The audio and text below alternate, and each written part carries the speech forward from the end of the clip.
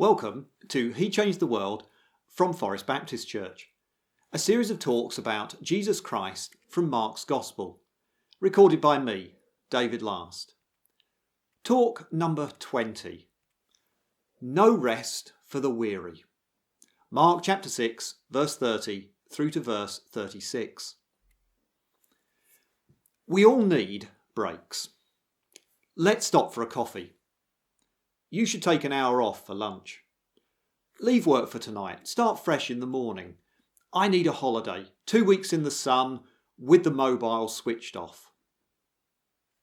We express our need for rest in all kinds of ways.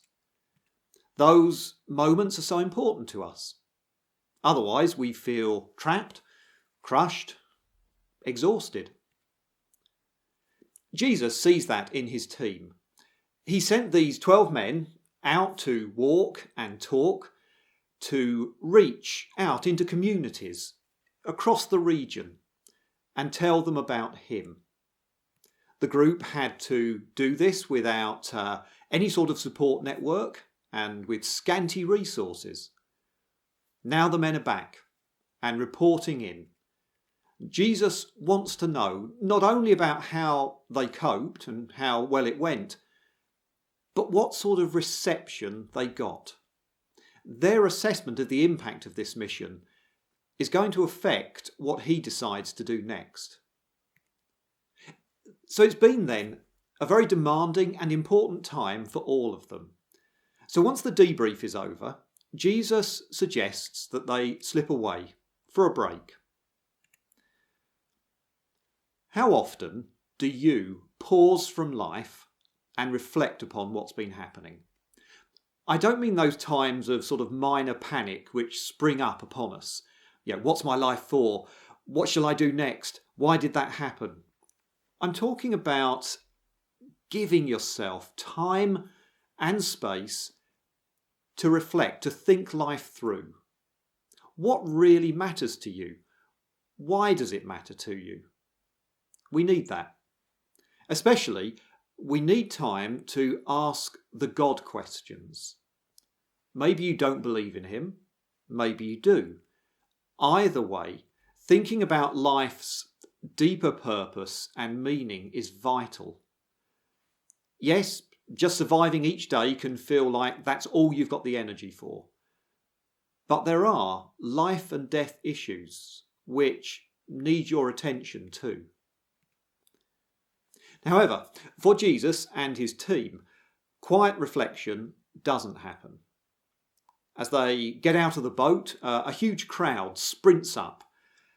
Though these folk could simply wait for Jesus to return from his trip, they don't want to. Everything they've seen in him makes them believe that they need him now. Their society is suffering.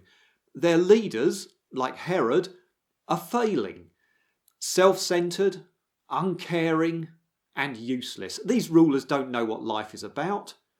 They don't know what life is like for ordinary people. And as he looks across this massive group that's run to him, gathered in front of him, Jesus sees all this in them. He senses how lost the people feel. Emptiness, confusion, demotivation, these emotions can swirl around us at times. We want somebody to help us know what direction to go. But where is that person? Then we shrug our shoulders and we just say, oh, well, maybe this is all there is. No one really understands life. You just have to get on with it. And yet, fatalism like that is so dissatisfying. It sounds like being realistic, but if you give it more than a moment's thought, you know it doesn't really work. We have a longing to know that life isn't just a lucky dip, a random course of events. We would like some actual answers. Life ought to mean something. Those around Jesus can't look to their leaders for this. And so Jesus starts speaking. tired as he is, tired as his team are, the words begin to flow. Because in Jesus' words are answers not found anywhere else. Not cliches, not generalities, not conspiracies, not just sweet words simply to make you feel a bit better. Real words for real people wanting to handle life.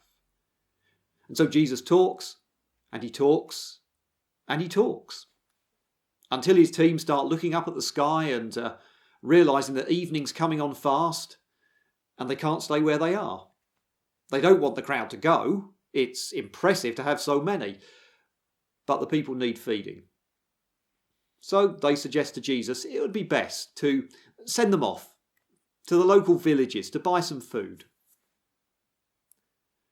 But Jesus senses that something very special is happening here.